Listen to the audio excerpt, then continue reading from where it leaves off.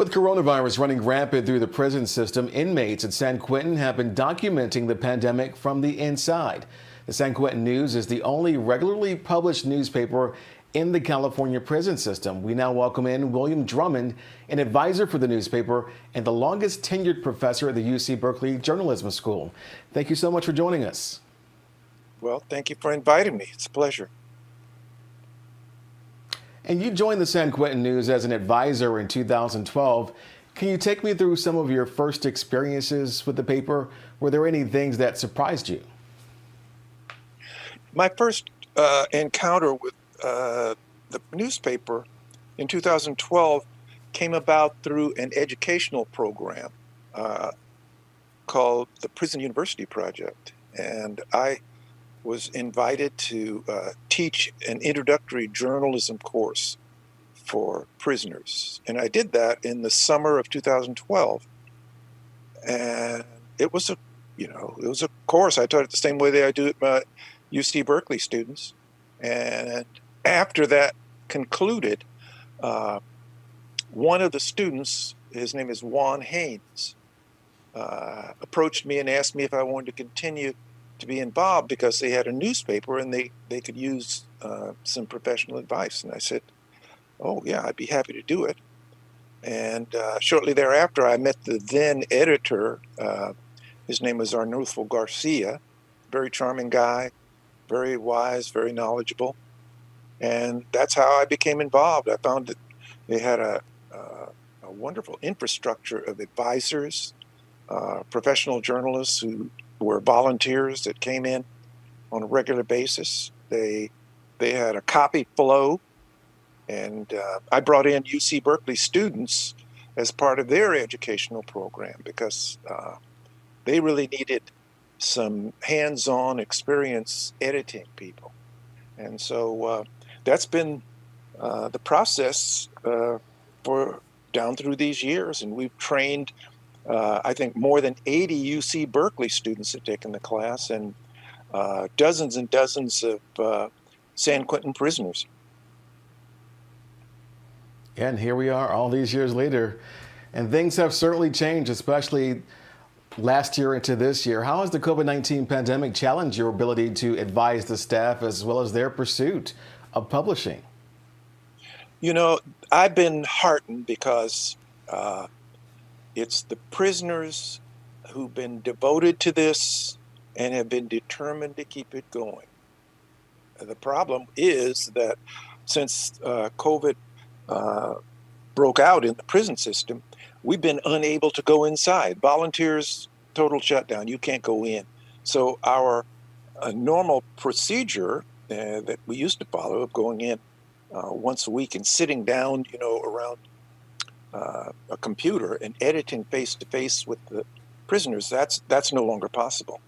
But the newspaper went dark for a couple of months, but it was the energy and determination of the prisoners who pushed it, and we were able to get it going again just about 2 or 3 months ago. And what we are doing now, it's really an amazing workflow. The men inside report on the stories that they see happening in front of them, and they write those stories out longhand. They write them out longhand, and they put them in the U.S. mail, and they send them out to volunteers. Volunteers transcribe those stories, and volunteers on the outside are able to turn those into copy that is then eventually put in a computer on a hard drive, and it goes to the printer. It's not ideal. It's really labor intensive, and we couldn't do it without the cooperation and determination not only of the volunteers on the outside who are making this happen, including a whole lot of my students, but also the determination of the men inside. They want it to continue, and they feel they have a story to tell, and they want to get it out there. And let's talk more about that determination. What power would you say these men have in chronicling the pandemic from the inside right now? Well, they take the long view that the pandemic is just the latest obstacle in their effort to get free. It, the men in prison have encountered obstacles along their way to becoming better men and changing their lives. This is just one more obstacle that they feel they have to overcome. And they have that determination. And this is what inspires all of us who are volunteers to keep going. Well, the way they see it, uh, they are the one voice from the inside that can tell us what is actually going on. And that's a unique perspective. And a lot of them, I should say, are not just writing for the San Quentin News. They're writing for outside publications, the Washington Post, and a number of other publications. And that's the only, in my opinion, that's the only reliable, verifiable word that we get from people who are actually in, I think, the most vulnerable position. They're right up there with the people in the nursing homes. Yeah, getting it directly from the source. And speaking of writing, in your book, Prison Truth, the Story of the San Quentin News, you write about how much of the focus among the inmates on the staff is to write stories of redemption and reconciliation. Why did they choose to take that path as a focus? Well, I have to be very specific now what we're talking about. There are like 100,000 prisoners, and the ones that I've dealt with are a very, very small minority. And I should say that the ones that I'm dealing with, it's very small staffs, like 25, 30 people on the San Quentin News. These are people that have come to Jesus as far as, rehabilitation is concerned. They know that they have to do something to become better men, and they're determined to do it. Now, I'm not disparaging anybody, but these are the people that I can verify. I've actually worked with, and I know that they're determined to change their lives. And what happens in the process of changing your life is that you have to reconcile with everything you've done. You have to acknowledge it. You have to own up to it.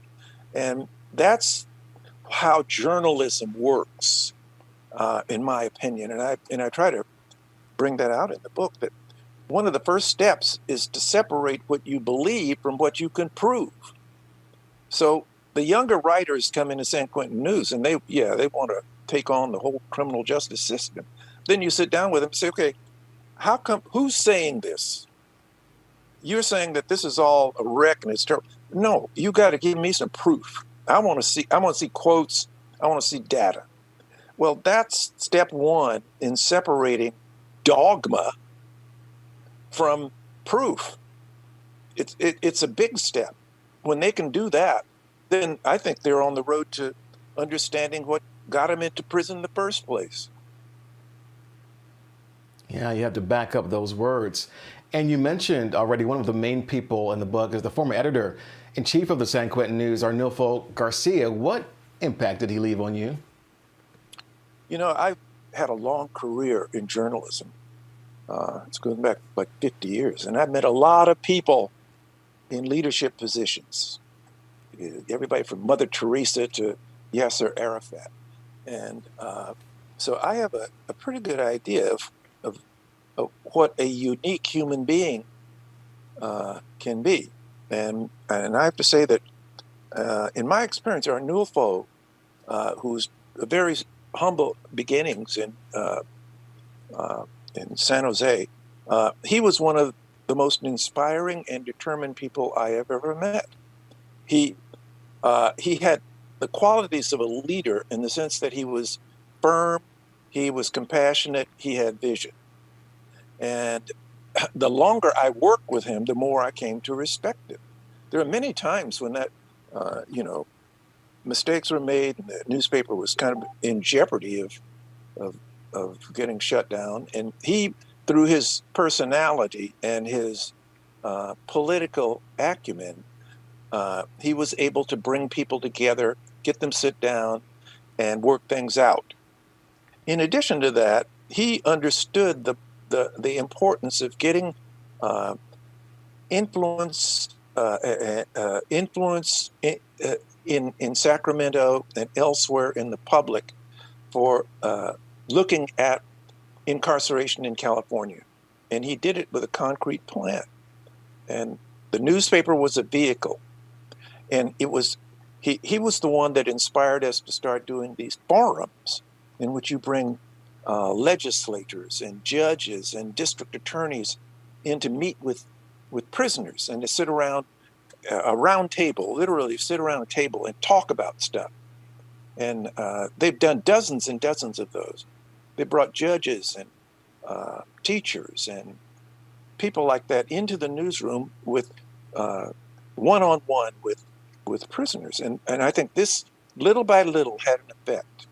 It's made the state of California, I think,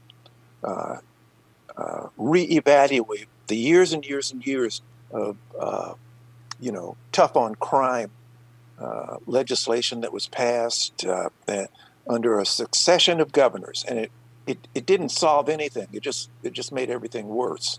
So now, we're on the downside of that tough on crime, and we're trying to figure out ways that we can review and revise some of the wrongs that were done during that period.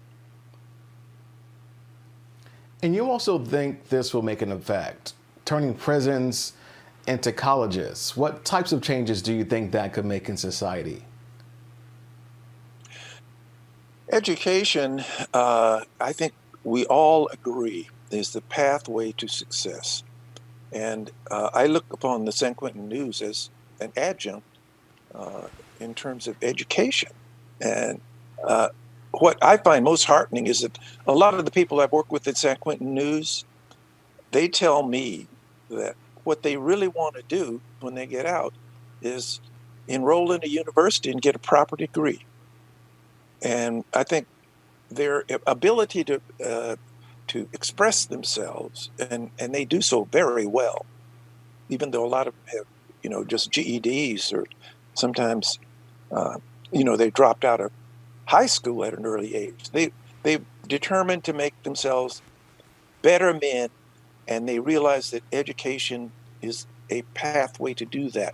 And so some of them have really promised me that when they get out, what they want to do is enroll in the journalism school at Berkeley. I said, that's what we need. No, seriously, on our side, on the university side, we need more people that have had real life experiences. I mean, real life experiences out on the street and have been in jail, and having them in classrooms. I mean, that is a wonderful resource to work with them as peers side by side.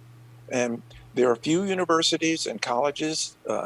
Berkeley has a program called the Underground Scholars, and it's kind of a welcoming platform to get people that have had experience with the prison system into college. San Francisco State has a wonderful program going on for years. I think we need to expand that. And then the Pell Grants. Pell Grants are back. For 25 years, they had denied Pell Grants to incarcerated people. If we can get genuine education going in the prisons, I think it would make a big difference.